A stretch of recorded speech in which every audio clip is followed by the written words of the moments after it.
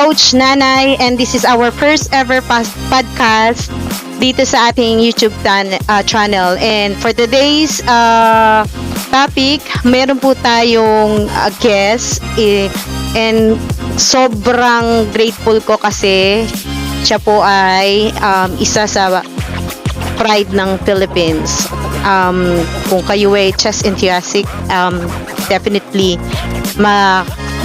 mararamdaman nyo kung ano po yung nararamdaman ko ngayon. So, before anything else, I would like to thank yung pong ating guest kasi sobrang hirap po ng kanyang pinagdaanan bago ko po makuha itong slot natin for interview. So, please welcome, hindi ko na patatagalin, our guest for today or for tonight. WNM Bonjour Suyamin and her mother, Mrs. Elizabeth Suyamin. Hello. Good evening. Good evening, Coach Jebel Navados. Good evening po. Good evening. Ngayon sa wakas, nagkaroon din tayo ng pagkakataon na makaharap po ang ating pride ng Philippines. Before anything else, bago tayo mag-start, I just want to know, kamusta po kayo after a long time? Actually, napakatagal ko na pong schedule yung interview, di ba, Mother? And this is the only time nagkaroon tayo ng schedule. So, kamusta na po kayo?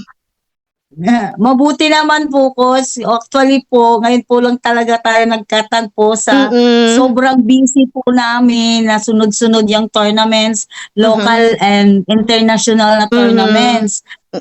Dali po hindi natin matuloy-tuloy ko gawa po nung availability kasi lahat po ay busy. Lahat po ay... then nag-holiday season pa. Nakapag-holiday ba kayo? Mukhang hindi na rin. Na holiday, naabutan na rin sa nagpapahinga na din. Katatapos lang aming talaga. Opo. Alam ko naman po, nakikita ko po, followers nyo po ako sa lahat ng live nyo kay Bonjour. By the way, Bon, kamusta ka na? So, hindi ka ba, ha? Kamusta na yung mo, yung sarili mo, How's your, Medyo stressed po. Pero nakapag-bakasyon din po ako, nakapag-rest po ako ng ilang days. Okay. Season, saka New Year. That's great. Anyhow, ayoko na magpatumpik-tumpik. Umpisahan na natin to kasi alam naman natin na sobrang isa ka sa pride ng Philippines and you are trying to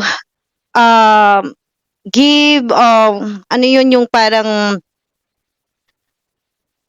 nagbibigay ka sa amin ng tawag dito ng inspiration sa paglalaro mo. And every time na nakikita ko, actually pinaka-proud ako sa mother mo. Sobra. As in, sobrang support niya. Wala na akong masasabi pa. Grabe, bow talaga ako kay mother. And yun nga ang sabi sa akin ni Coach Lloyd dati, na ang isang chess player nagkakaroon ng eagerness or nagiging success pag yung tatlong item na yan ay nag-collide or nagsama-sama. Ano yun? Yung player, parent, at saka coach. Pag yan tatlong yan nagsama-sama, sigurado yan. Okay. However, bago natin anihin yan, makahaba tayo ng usapan. So, let's start na again. So, alam naman natin si Bon is actually one of our WNM. Ano ba yung WNM? It's Women National Master or Chess Women National Master dito sa Philippines. And you are competing naman, 'di ba? International. So definitely alim ko nag-ano ka ng norm. Siyempre meron tayong gusto. Ano ba yung tin-target mo ngayon? IM or WFM po. FM na? Oh. Malapit na tayo diyan, WFM. Ano bang rating natin ngayon? Nasa 1800 na po. 1800. Fide, no? 4 years old siya na-recover niya yan ng chess. Pero nag-start po talaga siya nag-play. Nag-turning 7 years old siya. So dinala na namin sa isang coach, naghanap kami ng coach na pwede nang humawak sa kanya. Dentally. So talaga palang ang Opo. bata pag nakita mong meron ng uwido, tawag dito. Ano na yun, alagaan mo na. Katulad ng anak ko, 1 year old pa lang, pero nag-a-arrange na siya ng Yun, coach. Doon na ano. Pero Oo. before pala nag-turning 7 siya, coach, sumali pa siya sa school nila. Mm-mm. Magpa 5 years old na siya, kinder 1, kinder 2 Talaga? siya. Sumali-sali Ang bata pa pa siya niya nun. kasi meron silang sport fest doon. Tapos Mm. nananalo siya, coach. Ayun, hanggang sa tinanong namin siya na interesado talaga siya. Inanapan na namin siya ng coach. I see. Ayun. So, ibig sabihin, mother, at the very young age talaga, isinabak nyo na siya. Opo. Oho. So, Kasi yung coach niya, ang hirap din kasi yun, di ba? di Ang liit pa niya eh. Kasi Opo. 4 years old, 5 years old, ang hirap pa niyang makaintindi. Kasi yung eldest son ko, mga ganyan din ko siya pero hindi ko siya, actually 6 years old na nga eh. Pero hirap na hirap Pero ako mas magturo. maganda daw yun, coach. Yun ang sabi ng coach niya dito sa General Trias, si Coach Ederwin Stabilion sabi, nung ipinasok namin, coach, in-enroll namin ngayon, kinabukasan, nagkataon na meron silang tournaments. So sabi namin, coach, pwede na ba siya i-tournament? Hindi pa siya nagtitraining sa inyo. Sabi niya, pwede na. Iba ang tinitraining doon yung kanyang Exposure, tama, exposure talaga. Actually, malaking factor pag expose ka talaga sa sa tournament. Kasi yung kaba, hindi na nila maiisip. Kaya, tawag dito, pag yung mga player is exposed talaga, pagdating ng game, relax lang sila. Kasi iba yung stress talaga. Ikaw naman, Bon, on our fourth question, can you share your experience of the first chess tournament? Share mo naman yung naramdaman mo, yung naaalala mo pa. Naalala mo ba? Wala siyang pakialam. Bata pa po kasi ako. Pero, naalala ko is, Ano yung first one? Naglaro ko doon sa yung slide. parang wala pa talaga po akong pakialam sa game na chess. Parang binibilisan ko tumira para makapaglaro lang ako sa playgrounds, ganon. Bata pa talaga yung As in isip talagang ko. wala pa yung focus mo doon. Opo, parang na po, ini-enjoy ko lang po yung Ine-enjoy. Pero ganon, mother, laro lang. nung mga time na yan, nung kabataan niya, syempre, di ba nung yan nga, nakapag-game na parang wala lang. Ano yung, paano niyo siya na-build up? Paano niyo siya nahubog na, tawag dito? Actually, dun sa sa fifth question ko is, as parents, matanong ko lang, mother, meron ka bang knowledge sa chess? As in, bago siya maglaro, may knowledge ka about chess? Ako, Oo, konti ikaw. lang po. Kasi nung Nakakaintindi nakikita ko ka? siya, naintindihan ko saan yung place ng mga yung Oo. pawn, ganyan. Naintindihan ko, pero hindi ko naintindihan yung analyzing, yung mga Oo, ganon. yeah, Marami pa yun. Yung Ano hindi ko yung yan struggle mo naintindihan, doon hindi ko habang alam. nag-aaral siya? Opo. Definitely, di ba, lalo na Opo. paglalaban siya kasi hindi mo alam yung route. Di katulad ng basketball, di ba? For example, let's say, tayo kahit di tayo marunong maglaro ng basketball, alam natin yung rules and regulation. Pag nanood tayo, alam natin kung paano tayo mag-cheer, di ba? Pero yung ganyan, di ba? As in, alam mo lang syempre yun. Simple knowledge. But then, hindi mo alam kung ano na yung nangyayari sa game. Di ba? Yun. Ako Yun yung kasi malalim naranas ko yan nung young age ko eh. Walang na-support sa akin mga classmate ko nung panahon noon. Kasi nga noong araw, kokonti pa yung may knowledge sa chess at saka kokonti pa yung naglalarong babae. Yung mga kaibigan ko, wala sila talagang alam. So, talagang very few lang yung naglalaro nung time ko. Siyempre ngayon, sa'yo, ano yung pinaka, mo mother, yung maiiano mo sa amin, paano ka naka-cope up doon sa paglalaro niya ng chess? Bali po habang tumatagal siya, coach, kasi po, sabi nga ni coach, advice na i-expose na lang siya, training siya. Ang kagandahan naman sa training nila, coach, palagi nagti-training. Unlimited nga yung training na, swerte na kami kasi si coach. May time siya noon, yung time niya kasi mahaba yung time niya mag-training sa kanila. After ng training, yan, pinapa-tournament. Habang tumatagal, coach, nagmamatured sila. Okay. Baga ano, dumadami yung knowledge nila. I see. Yun, training, then apply, training, apply, ganun. Ganun yung Yung takbo. kay Bon Kaya, naman, sorry kung medyo nag-top up lang 'to sa mind ko na papaano mo siya na na-love talaga yung chess, Bon? Yung alam mo yung papaano mo na-adapt yung mga tinuturo nung coach? Kasi sabi mo kanina 'di ba, parang nung una wala ka lang, naglalaro ka lang, parang gusto mo lang matapos yung game and then gusto mo na maglaro somewhere, 'di ba? Paano yung Opo. papaano mo na-cope up yung, "Eto na, ito gusto ko na talaga 'to." Parang gano'n, paano? Bali ano po, yung nag-start na siyang nananalo siya. Ah, Nananalo na siya. Oo, meron na siyang medals, tapos lalo na yung nagkaroon na siya ng trophy, at lalo na nung nilabas siya ng international. Tapos ah, nagkaroon siya ng award. I Yun. see. Parang ang sarap pala na Ikaw Bon, sa palagay mo, ano yung nararamdaman mo nung mga time na yon? Kung Hmm, sinabitan ka na ng medal? Siyempre, proud po, sobrang saya. Yung parang isang ano, sobrang overwhelmed, gano'n. Na Nakakatuwa. As nawawala, in imbes na stress ako, nawawala na lang kasi yun nga, masaya 'pag sinasabitan ng awards, gano'n. paano mo nalalab niya nama-manage yung lalo. school? Siyempre ngayon 'di Mm. ba, lagi meron kang papaano mo nama-manage yung school? Sobrang stress kasi mental 'yan, Actually, mas gugustuhin ko pang bugbugin ako o kaya mapagod ako sa paglalaro o ng yung physical. Sa mental kasi Mm. mother, ranas ko 'yan na ang sakit talaga sa ulo kasi Mm. nung 4th year ako na college, tapos college na ako no'n, Mm. nagkasabay Mm. yung regional and thesis Yun. ko, ang sakit sa ulo nun. And I believe that Opo. Bon is one of with honor sa school nila, tama? Opo. So, Opo. Bon, ikaw, paano mo siya nama-manage? Gawons. Hmm, mina-manage like, gumagamit po ako ng time management, gano'n. Mm. Tapos yung, Teach. mga teachers ko din po ay very suporta po talaga sila sa Oo. akin.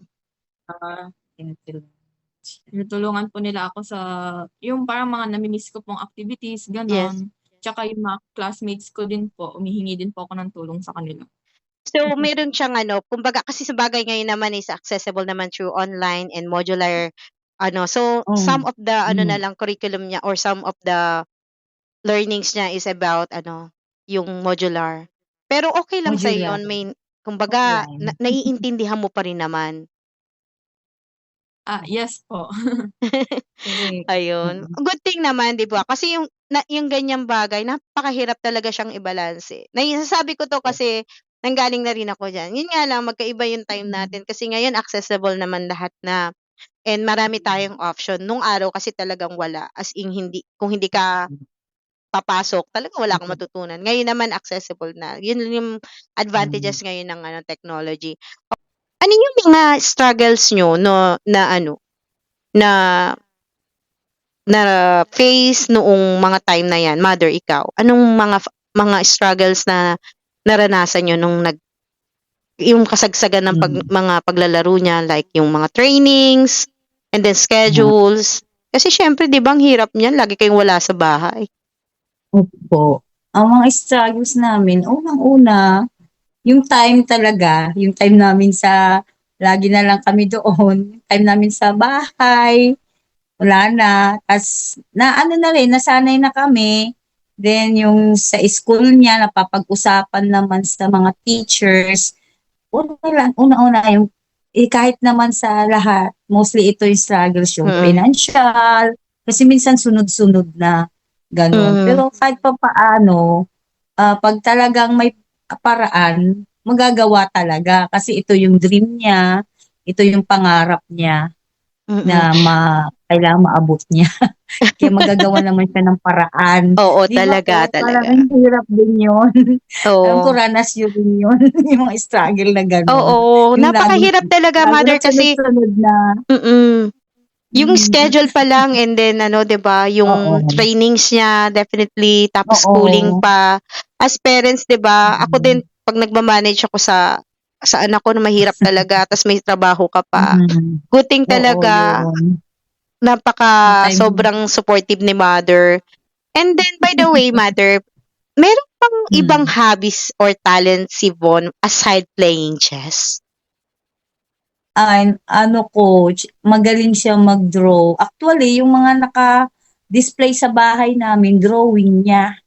May ginagamitan niya ng canvas, mapa-manual or digital. Digital. Marami po siyang Okay. drawing. Ang tawag na digital, Digital art. arts, po. yeah. Oh, May yun mga po ganyang, yung habit niya. Pag hindi po siya artistic nag-chess, yun pala po si yung habit Von. niya. Di ba? Di ba? Sometimes po, isend ko po yung mga ginawa niya, coach. Like, talaga, sige po. Ayan. Oo. And then, aside po sa mga local, ano po yung mga napanalunan niya international? Ilan na po yun? Bali po, unang labas niya po, year 2018, coach. Invitational yon. Yun yung una niyang labas, Bangkok, Thailand sa First Pattaya. 9 years old siya that time. 9 years Nag-champion po old? siya opo. Kaso lang, sumali na siya sa under 10. Doon na siya Okay. Oo, sa under 10. Ano ang kalaban nila doon? Same age or halo-halo na Age then group. ranking? Age group siya, coach. Siya, under girls age group siya. Under 10. So, siya yung I mean, nag-champ doon. Ano ba to? As in lahat puro bata or may matanda din? Mga bata po. Bata. Okay. By age group. By age Yun, group. po. Okay. Opo. Yun And yung then, una niyang labas. Meron po sa siyang Thailand. mga nasalihan ng tawag dito, yung may edad na. Open. Open. Mga open. Opo, coach. Dun sa Malaysia, Kuala Lumpur. Yun, may mga standard siyang nasalihan. Ganon. Yun, kasi may open doon na laro. Ayan, Sa Italy? mga rap. Sa Italy, coach. Oh, nag-Italy ka na rin. So, I thought it's just Opo. only Malaysia and ano yung isa? Italy po. Vietnam ba Nakarating yun? po kami 2023. Talaga? Doon po kami sa Europe. Opo. Oh, ang sarap naman no. Nakapag-Europe na pala ang ating WNM.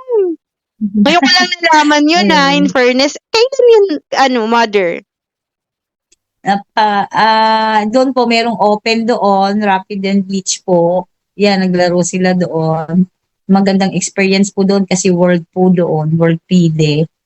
Ayun po. So, sa dami naman ng participants, medyo nasa top board naman tayo.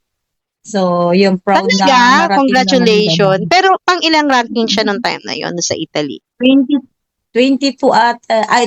siya noon, coach. Sa dami po, ilan sila noon? 100. My God! Opo, kung sa PIDE taon po siya nun? doon. Ano pa noon? 13 years old ka noon, no? 13 years old. Grabe! Oo, 13 years old siya noon, coach. Grabe So, talaga, yun yung grabe. memorable na experience. Oo, kasi Italy yun. Then, out of 100 participant, 21, rank 21, it's not bad. Opo. Opo. Sobrang nakaka-proud yun at your very young age. Parang naalala ko po yung 21 na yan, coach, kasi 21 ranking pala siya sa women dito. Ano na ba siya ng nakaharap ka na ng GM? Hindi pa po. Wala pa. IM lang. IM lang? IM or or NM? FM. IM tsaka FM po. Oh. How do you prepare for tournaments, especially when there are multiple events back to back, di ba? Ikaw, mother, how do you prepare yourself? And Bon, sa'yo muna. Yung back to back.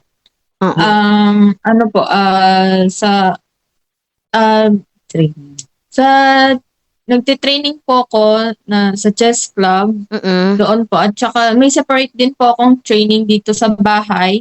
Nag-study din po ako ng sarili ko, like puzzles, nanood po ng analysis, Mm. Tapos, yun, doing openings. Mm. Tapos sa chess club po, nakikipag-sparring po ako, Yes, ganon. Tapos, sparring. nag-i-stay din po ako ng overnight doon.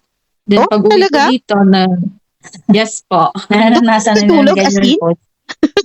Oo. Pag yung may laban na coach, ipe-prepare sila. Meron silang ano doon? Ganun na po. Doon sa chess club nila? Opo. Saan ba ang chess Minsan club ni yung Bon? Po, Gen 3? over. Gen 3. Ay, talaga? Pwede po pwede mag-over. Yung iba po nag-overnight coach. Talaga? Kaya pala Naman. malalakas ang player nila. Paano yung si mother, paano ka nagpe-prepare? Siyempre, hindi ka naman Pag ganun mag-chess, pero paano mo ipe-prepare yung sarili mo tsaka si Bon? Ano yung mga bagay na piniprepare mo pag may laban na? Paano yung kapag isang sa sarili mother? na, sa akin naman po, unang prepare ko yung itong player ko. Pinapatulog ko minsan na binibigyan sa time matulog. Then prepare ko food. Pagkain Kailangan di talaga magutom, po. no? Hindi magutom. Tapos Nagbabaon kayo? Nagbabaon kami. Yan, prepare ko, coach. Yan, prepare ko lahat. Kasi ang chess club namin dito medyo may kalayuan din. Tapos yun, napunta kami doon, hinahatid sundo ko siya. Ganun lang, coach. Everyday yan, basta may laban na siya. Ganun yung Okay. preparation na. And then before the day, halimbawa, bukas yung laban, ano na yung mga ginagawa nyo ngayon? Ikaw na bahala, mother, sa gagamitin. For example, international to, syempre, yung mga bibit-bitin. Alam mo na yung kung ano yung bibit-bitin. Nagdadala ba kayo ng chess mat? Ako. Opo, coach. Kung mga prepare ako sa mga siya, pinapatulog ko na siya, coach, kasi sabi ko, condition na yon yung kailangan niya. So, tapos niya sa training, condition na yan sa sarili niya. Actually, at least 24 to 48 hours prior to your tournament, kailangan relax na. Yes. Tapos, nag-i-impake na ako sa mga, na-try ko pa nga coach, yung dito, yung schedule niya is kararating lang namin, kalalapag lang namin, kinabukasan agad yung next tournament. Ay, God. So, grabe. Ganun ka-dikit.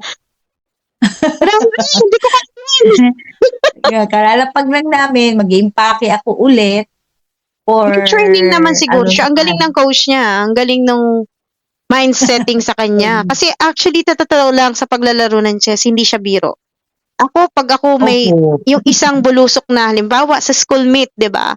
Yung pagkatapos sa schoolmate kong yun, pag natapos ko na yun, parang tamad na ako. Hindi ko na kayang bumangon kinabukasan. Pero, grabe, nakakabilib ka, Bon. I believe malayo yung mararating. Okay, my mother, tanong ko lang kasi may nakita ko yung yung mga trophy natin diyan. Can you share what are the yung mga trophy natin diyan? Kung ano-ano 'yan para naman ma-flex natin sa ating mga viewers. Yung talagang meron tayong proof na hindi basta-basta yung guest natin ngayon. Ito po, itong naka-display dito, coach. Ito yung from Malaysia. Penang Malaysia, yung nag-shampoo siya ng Rapid Game, champion po tayo. Napakaganda po yung kanilang trophy na ibinigay. Oo nga, ganda. Sa Malaysia galing yan. Malaysia po. Tapos aside sa trophy, may mga medals pa sila binigay. Wow, ang kakapal. Kakapal po, mabigat. Pwede na po ito ipakilo.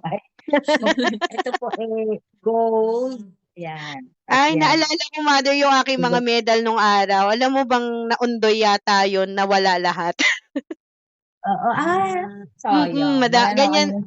Actually, hindi naman ako nakaabot ng international, pero ang dami din. Nakakasarap talaga sa feelings yung pag naka-display siya. Nabagyo kasi nag-abroad ako. Pagbalik ko, wala na daw nabagyo. Ay, sayang. Sayang talaga, napakadami din. Kaya natutuwa ako sa mga ganyang mga estudyante, mga bata pa lang, lalo na't babae. Talagang nakakasarap sa pakiramdam. Actually, hindi mo na aanihin kung merong cash o wala Basta merong lang award, okay na. Oo, malaking bagay. Bagay na yun. Mhm. Anyway, Mm. next ano natin, how do you manage expense for multiple tournaments po? Meron po ba tayong ano, ayan nawala yung video ni mother. Ay, ay sige po, sige po. Yan. Yan, yan. So, how do we manage yung expense? Meron ba tayong personal money dyan or meron tayong Ah, sponsors? opo. Bali po, noong una, supportive po din talaga yung aming LGU, Mhm. lalo na 'pag group kami mag-ano, mag-tournaments, kasi chess club. Mhm. Ang iba doon, yung aside from sa LGU, galing sa sariling Oo, bulsa. usually naman totoo 'yan. Well, paano tayo Ah, na ano, napalapit nun sa LGU? Is it lumapit or may na may naglapit sa'tin na ano? ano po, dalawa po, both Mm. po, Uh-huh. kami lalapit or may naglalapit sa amin by Mhm. group na gano'n. Supportive naman sila. Hmm.